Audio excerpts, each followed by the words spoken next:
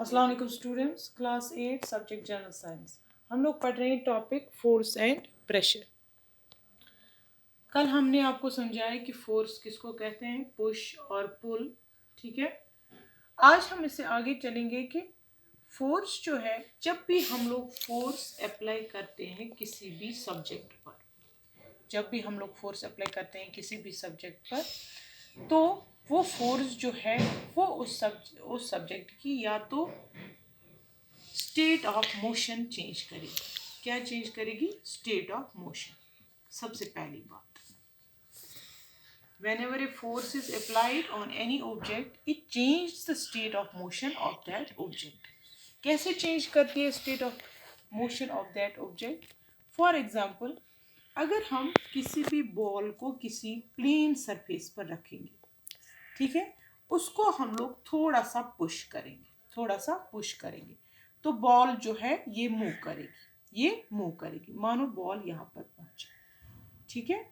इसका मतलब है हम फोर्स अप्लाई करते हैं इस डायरेक्शन में, तो बॉल जो है इसकी स्पीड चेंज हो गई, ये पहुंच गई यहाँ पर बॉल रेस्ट में थी। क्या थी? रेस्ट में। जब हमने इस पर अप्लाई किया फोर्स, बॉल जो है ये आ गई मोशन में। किस में आ गई? मोशन में, यानी कि इसकी स्पीड बढ़ गई और पहुंच गई ये यहाँ पर। डायरेक्शन ऑफ फोर्स जो है उसी डायरेक्शन में चलेगी। हम इस डायरेक्शन में फोर्स अप्लाई करेंगे, इसी डायरेक्शन में मूव करेगी, ठीक है।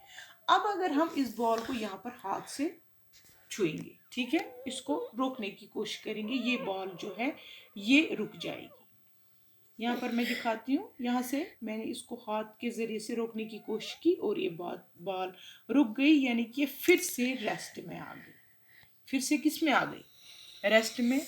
हमने फोर्स अप्लाई किया इन दिस डायरेक्शन, बॉल जो है रेस्ट में थी, ये मोशन में आ गई, इसकी स्पीड चेंज हो गई, हमने इसमें आगे हाथ रखा, बॉल फिर से स्टॉप हो गई, रेस्ट में आ गई। बॉल किस डायरेक्शन में चल रही है? बॉल चल रही है उसी डायरेक्शन में जिस डायरेक्शन में हम लोग अप्लाई कर रहे हैं फोर्स, ठीक है। तो अब अगर हम इस बॉल को कुछ ज्यादा पुश करेंगे, तो आप लोग देखोगे ये बॉल ज्यादा तेज चलेगी, ठीक है, उसी डायरेक्शन में जिस डायरेक्शन में हम लोग फोर्स अप्लाई कर रहे हैं। यानी कि स्टेट ऑफ मोशन चेंज हो रही है। जितना हम लोग फोर्स लगा रहे हैं उतनी ही बॉल चलेगी, जितना हम लोग फोर्स बढ़ाएंगे, जिस डायरेक्शन में बढ़ाएंगे उस डायरेक्शन में बॉल भी तेजी से मूव करेगी, यानी कि उसकी स्पीड जो है वो बढ़ जाएगी, ठीक है। इसी तरह से मैं दूसरी एग्जांपल आपको दूंगी। फॉर एग्जांपल, फुटबॉल की गेम में प्लेयर जो है वो हिट करता है बॉल को। किसको हिट करता है? बॉल को हिट करता है। जब बॉल गोलकीपर के पास पहुंचती है, ठीक है, गोलकीपर उसको बॉल को रोकने की कोशिश करता है, उस पर अपने हाथों से अप्लाई करता है फोर्स, और बॉल जो है वो रुक जाती है, ठीक है। यहाँ पर प्लेयर है, उसने बॉल को किक किया, यानी कि उसने उस पर फोर्स अप्लाई किया। इन द डायरेक्शन, जिस डायरेक्शन में फोर्स अप्लाई होगा उसी डायरेक्शन में बॉल मूव करेगी। मानो ये यहाँ पर गोलकीपर के पास पहुंच गई, गोलकीपर ने इसको हाथ से रोका, बॉल जो है वो रुक गई, यानी कि गोलकीपर ने फोर्स अप्लाई किया। यहाँ पर और एक बात जाननी बहुत ज़रूरी है, इस डायरेक्शन में फोर्स अप्लाई हो रहा है और इस डायरेक्शन में अपोजिशन हो रही है। These two directions are opposite. आप ध्यान से देखिए बच्चों, इस डायरेक्शन में हम लोग फोर्स अप्लाई कर रहे हैं, इस डायरेक्शन में हम लोग बॉल को रोक रहे हैं। इसका मतलब है जब हम फोर्स अप्लाई करेंगे तो बॉल जो है वो मूव करेगी in the direction of the force, यानी कि यहाँ पर स्पीड जो है वो इंक्रीज हो जाएगी। स्पीड क्या हो जाएगी? इंक्रीज, क्योंकि यहाँ पर हम लोग अप्लाई फोर्स कर रहे हैं in the direction of motion. Force जिस साइड से हम लोग अप्लाई कर रहे हैं उसी साइड से बॉल मूव करेगी। लेकिन यहाँ पर हम लोग फोर्स कर रहे हैं अप्लाई इन अपोजिट डायरेक्शन, तो यहाँ पर क्या हो जाएगा? यहाँ पर स्पीड जो है वो डिक्रीज हो जाएगी, और इन द अदर वर्ड्स हम लोग कहेंगे कि बॉल जो है वो रेस्ट में आ जाएगी। फिर से मैं बोल रही हूँ, फोर्स हम जिस डायरेक्शन में अप्लाई करेंगे बॉल जो है उसी डायरेक्शन में जाएगी। अगर हम उसको अपोजिट डायरेक्शन में फोर्स अप्लाई करेंगे बॉल जो है वो रेस्ट में आ जाएगी, यानी कि उसकी स्पीड जो है वो इंक्रीज हो जाएगी। ठीक है, यहाँ पर मैं आपको और एक बात बताना चाहूँगी फोर्स के बारे में। In the game of tug of war, in the game of tug of war, tug of war में आप लोग देखोगे कि रोप जो है उसको दोनों टीमें खींचती है। एक टीम यहाँ से है, टीम ए और टीम बी। मानो कि फोर्स जो है दोनों टीमों का बराबर है।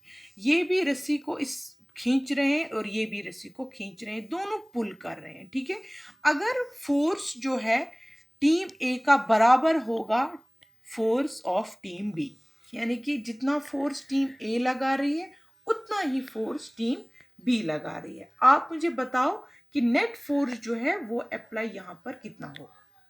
Net force will be zero, net force will be zero, क्योंकि रस्सी जो है वो बिल्कुल किसी डायरेक्शन में नहीं जाएगी, क्योंकि इस साइड का फोर्स भी उतना ही है और इस साइड का फोर्स भी इतना ही है। तो यहाँ पर हम लोग बोलेंगे कि नेट फोर्स जो है that is zero, that is zero. मानो यहाँ पर एक बॉक्स है, ठीक है, यहाँ पर एक बॉक्स है, यहाँ से में हमने एक आदमी रखा है और एक यहाँ से दूसरा आदमी, दोनों इस बॉक्स को पुश कर रहे हैं, दोनों इसको पुश कर रहे हैं, बट पुश किस में कर रहे हैं, अपोजिट डायरेक्शन में। ठीक है, ये इसको यहाँ से पुश कर रहा है और ये इसको यहाँ से पुश कर रहा है।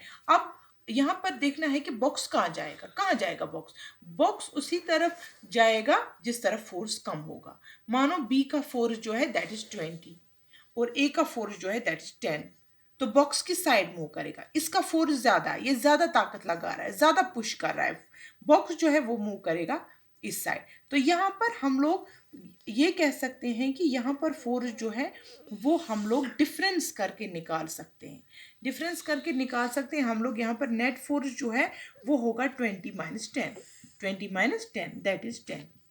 तो 10 जिस साइड से ज्यादा हो जाएगा वो उसी साइड से मूव करेगी। ठीक है, यहाँ पर 10 ही है, यहाँ पर 20, यानी कि ये ज्यादा फोर्स लगा रहा है, तो जो बॉक्स है वो किसकी तरफ मुड़ेगा, वो ए की तरफ मुड़ेगा।